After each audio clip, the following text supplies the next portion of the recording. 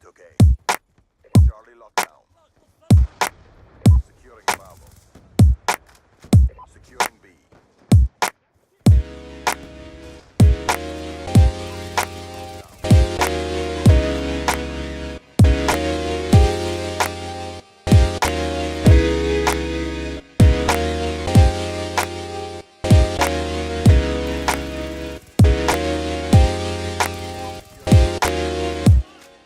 Lightning strike awaiting coordinates. Losing C. Enemy has.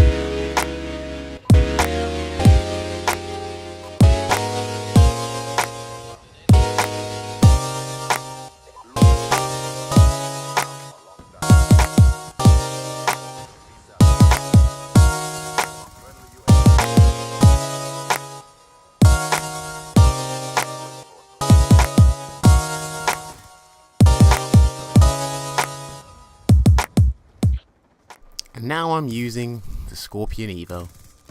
Man, I think there is something wrong with me. But what is going on, guys? Your boy HCJ here, and I'm bringing you guys a ground war domination game. Yep, back to domination. I think the last one was domination, not too sure. No, it wasn't. But yeah, I'm bringing ground war domination game on the map Overflow. I've got to say, Overflow is becoming one of my favorite maps because I know how to maneuver around this map. I'm getting 9 times out of 10. I know the spawn points and where they're going to spawn, even if there's no orbital VSAT or UAV up in the sky. So what you're going to see today is Skorpion Evo gameplay. Yes, very weird, but I'll get into my opinion on the Skorpion Evo in a second. The final scoreline of this game was 80-9. I'm using, I'm using Skorpion Evo with Suppressor, Fast Mags, and Quick Draw. I'm using the primary Gunfire wildcard, along with Perk 1 Greed wildcard. The perks are Hardline, Ghost, Scavenger, and Dexterity, the usual setup. Or should I say, this is a very aggressive setup. But the reason I tried out this Skorpion Evo with the primary gunfire, of course, is because I watched one of Jay Nasty's videos the other day, and he was using the Skorpion Evo, and he said, give it a try. And then, you know, you want to use silence on fast mags, but, you know, this gun, a lot of people say it's terrible. I've noticed Fear Crides has said it is terrible. Chris Smooth has said it's terrible. You know, all them people, all the guys I watched, they said it was good, but it's like, this was more of an accidental class, if I really had to be honest with myself, because I was just experimenting with something, or experimenting with this gun, and thought, everyone's like saying this gun's overpowered, it's got a fast fire rate, you know, no recoil, but honestly, guys, this gun is a bag of shit. Sorry, I'm just telling you, this is my stroke, this is my big opinion on this thing. And the score streaks you're going to be seeing are the Lightning Strike, the Orbital VSAT, the Low Star. Don't worry, the next gameplay, hopefully I'll be able to bring you some K9 unit gameplay, because I think I got 1 or 2 the other day. And I think you're going to see like 3 or 4 Load Stars. And funny thing is, when I went 8 and 9 after this game, I think I got like 3 or 4 messages from people on the enemy team. It was so hilarious. But honestly, guys, if you're going to try out the Skorpion, I would say primary gunfighter is, I guess, is a big step forward in getting high-scoring games with it, I guess. And if you want to use Suppressor, then use Suppressor, but I would strongly advise you don't. Fast Mags is a must, of course, but yeah, that's pretty much it. Last video will be in the description if you did not see it, because it was a very interesting topic, but it didn't get many views. But nowadays my videos don't get a lot of views because I'm just spamming the videos out. But yeah, I can completely understand that. And is there anything else? No, now we're getting closer to Christmas time and everything, so the Christmas news are coming very soon, so hopefully I'll be able to get some gameplays for you guys as well. But you know, like I said, gameplay's coming up. But today's topic I wanted to talk about for the rest of the remainder of this video is you know, learning the hard way. Now, when I mean learning the hard way, I mean, you know, in terms of gaming, in terms of anything, really, you know. Because, you know, as you all know, there are a lot of annoying things in Black Ops 2 right now. Like, you know, target finders, you know, dumb perks, or not even, the perks are not dumb, it's just the attachments, really.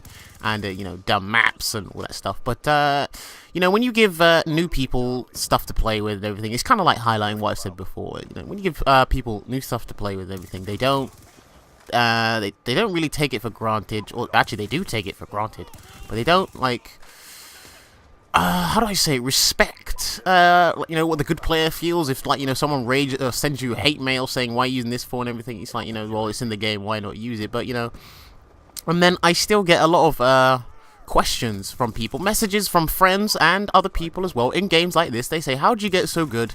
How did you get, like, you know, these high scores, and how did you get them consistently? Well, I don't get high scores consistently, but I do very well.